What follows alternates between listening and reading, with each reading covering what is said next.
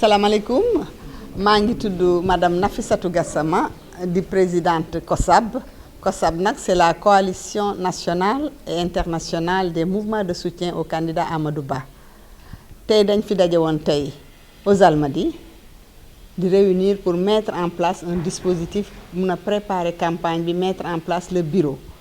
ba pare itam di woon Sénégal di woon àdduna di woon Amadou Ba ne il y a une grande coalition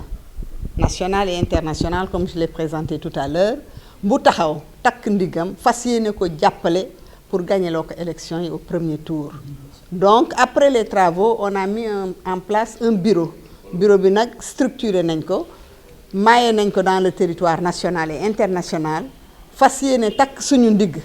fu militant am fu électeur am ñu fekk ko fa convaincre ko wax ko kan mooy Amadou Ba ak lan la mun a apporter le Sénégal ëllëg pour won ne le c'est le meilleur profil par rapport à son parcours, par rapport à son comportement vers les Sénégalais, par rapport à son discours, parce que il assure et il rassure. dalal na xelu Sénégalais yi du wax lu ñaaw du def lu ñaaw du tontu liggéeyee ko tax a jóg ak yóbbu Sénégal ca kanam. mouvement bi nag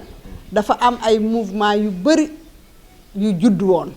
des années et des années di liggéey au niveau national di liggéey au niveau international. ñu mettre en place benn plateforme di waxtaan ci dañu ne nag comme dañu nekk ci benn groupe ku ne di waxtaan ak nu ñuy def ba fal Amadou Ba il était important ñu génn ci groupe boobu def lu concret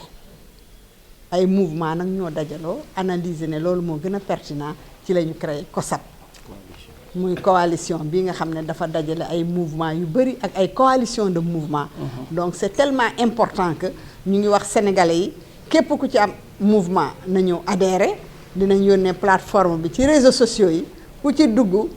inscrire dinañ la reconnaître ne yow mouvement bu taxaw nga ak buy jàppale Amadou Ba. donc looloo waraloon tey waxtaan bi di wax sénégalais yi nag ñu ngi leen di ñaax notre candidat il est le meilleur des candidats par rapport ak li ñu jot a wax ci moom par rapport ak li ñu xam ci moom ñëpp taxaw ñu jàppale ko mu gagné au premier tour bu ko defee mu yóbbu ci Sénégal lu ëpp émergence ndax yii feeñ ci réew mi ku mel ni Amadou Ba rek moo ko mën a jiite. mais est-ce que yéen a ngi liggéey ñu fal Amadou Ba. ñu ngi koy liggéey depuis boobu ba tey mouvement bu ci ne mu ngi ci localité mu ngi ci terrain bi mu ngi sensibiliser ñu ngi former nit ñi ñu ngi leen di conscientiser léegi nag mouvement yooyu la ñu dajale boole leen ci benn coalition bu mag nga xam ne dañuy gën a jëmmalaat suñu bopp.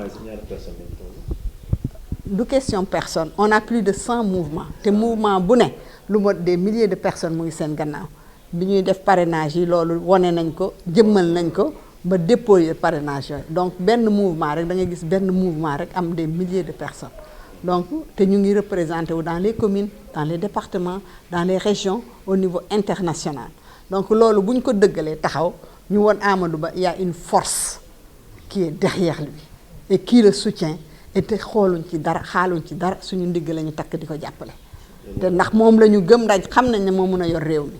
sénégalais yi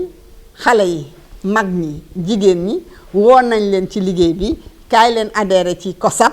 ñu jàppale suñu candidat mu gagné au premier tour jëmale suñu réew kanam ndax nitu jàmm la nit kuy woote jàmm la nit kuy jox jàmm la nit ku am compétence la nit ku xam état la. Je suis Ousmane Kanté, le porte-parole de la COSAB, qui est la coalition nationale et internationale des mouvements de soutien à notre candidat Amadou Ba. Aujourd'hui, nous nous sommes réunis ici pour mettre en place une feuille de route qui doit constituer une valeur ajoutée pour le candidat Amadou Ba.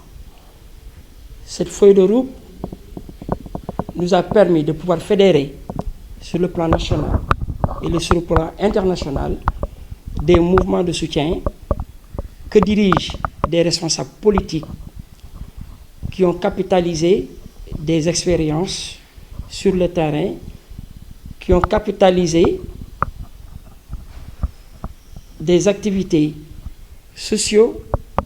des activités sociales dans leur fief, dans leur zone et dans leur département.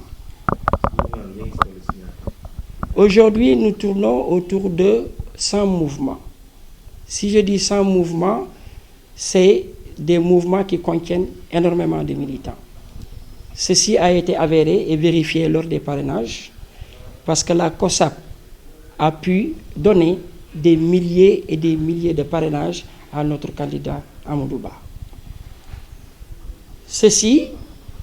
n'est pas fortuit. C'est un travail de longue haleine qui a été fait avec beaucoup de sueur, qui a été fait avec beaucoup d'envie, qui a été fait avec beaucoup de fierté, parce que la COSAP a épousé la vision du candidat Amadou Ba. Absolument. Si je parle d'épouser la vision du candidat Amadou Ba, et qu'aujourd'hui, ce n'est plus un secret de polichinelle que le Sénégal a besoin d'un fédérateur. Le Sénégal a besoin d'un homme patient. Le Sénégal a besoin d'un homme qui a capitalisé une expérience professionnelle et un homme qui a un réseau qui permet de pouvoir remettre le Sénégal sur les rails de l'émergence et voire plus tard sur les rails du développement. Tout ceci, en amont et en aval, on le voit sur le candidat Amadou Ba. Il est l'espoir du Sénégal. C'est la raison pour laquelle, aujourd'hui, dans le dynamisme que les dirigeants de la COSAP, comme l'a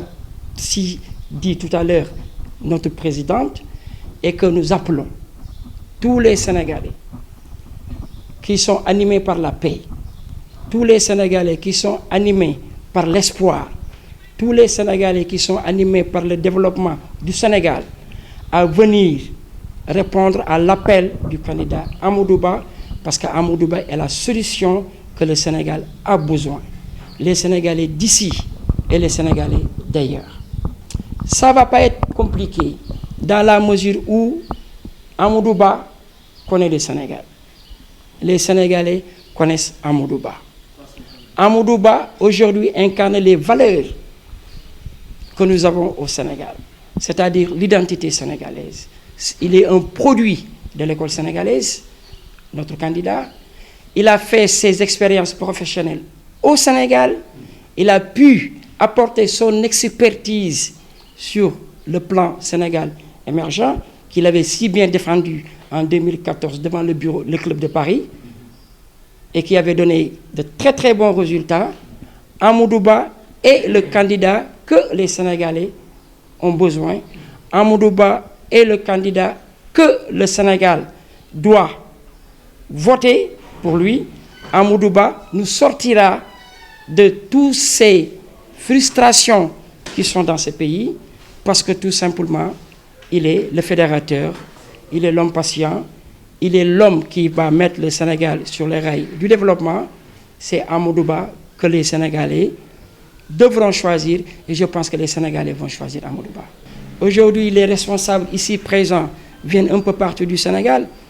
Nous avons des camarades qui viennent de Koumpentoum, nous avons des camarades qui viennent de Touba, nous avons des camarades qui viennent dans les autres départements de Dakar, nous avons même des camarades qui viennent de la région de Ziguinchor. Notre défi, c'est un défi présentateur. On est présent partout et on est en train de faire un travail fructifieux et un travail très très solide. Parce que une de nos stratégies, pour ne pas trop rentrer dans les détails, est qu'aujourd'hui nous avons le courage de pouvoir rentrer dans les maisons et de discuter avec les Sénégalais. Et de dire aux Sénégalais qui est Amadou Ba, et de dire aux Sénégalais ce que Amadou Ba va faire pour le Sénégal et ce que Amadou Ba va faire pour les Sénégalais. Pour dire ceci, Amadou Ba est le candidat qui va faire renaître ce qu'on appelle la classe moyenne sénégalaise. C'est-à-dire un Sénégalais qui, à la fin du mois, aura la possibilité de payer son électricité, aura la possibilité de payer sa facture d'eau, aura la possibilité de payer la facture des loyers des enfants au niveau des écoles, et tout simplement un Sénégalais qui va pouvoir vivre dignement avec le salaire qu'il va gagner, parce que tout simplement l'ère d'Amadou Ba va correspondre à ce qu'on appelle l'ère du pétrole et du gaz, et Amadou Ba sera la personne propre, sera la personne adéquate pour faire une distribution égalitaire et pour faire une distribution juste, pour que les Sénégalais se retrouvent sur tout ce qu'on appelle aujourd'hui développement, ou bien ce qu'on appelle aujourd'hui émergence. Donc c'est Amadou Ba, l'homme qui fera du Sénégal ce que les Sénégalais attendent d'un président de la République. Voilà Rasulullah. Mbiyetemi ko Abbas Abdoulaye Makki Seydou Boubou Siley. Eywa no ɓe kaldini ɗeɗo ɗemɗe ɗiɗi ɓennuɗe ko ɗum rendi min ɗo hannde. renndini min noon min kaali ko haalata ɗum fof haalama ko fewte ɗo e leydi he heddi ko diaspora o gandi président Macky wi diaspora wonti 15e région ko battuɗen haqqille enen noon ɓurɗen andede koye ladde he te ɗe gandi kone ladde he so tawi en keeɓi gandal en keeɓi humpito en keeɓi ko koye ladde he ɗum noon koko mbiyata ko Fuuta Dagana ha Bakel en goppani hay hunde Makka ha Diaba en goppani hay hunde Afrique centrale Europe Asie fof eɗen jogui hen balle eɗen jogui hen yimɓe ɗum noon ko Amérique ɗum ɗon fof so Allahu jaaɓi eɗen jiiɗiɓe noto en e COSEP mo mbiɗen no COSEP noon ko ni jibinira ko plateforme goto conseiller ji ɗi mbanno ɗum créé plateforme de mouvement joni noon ɓe cupti hen cadre uji ɗi min gondi ɗon ɓe cupti hen wona yimɓe ene kawra eɗen jewtida jewte ɗe noon goɗɗum waɗa hen créa hen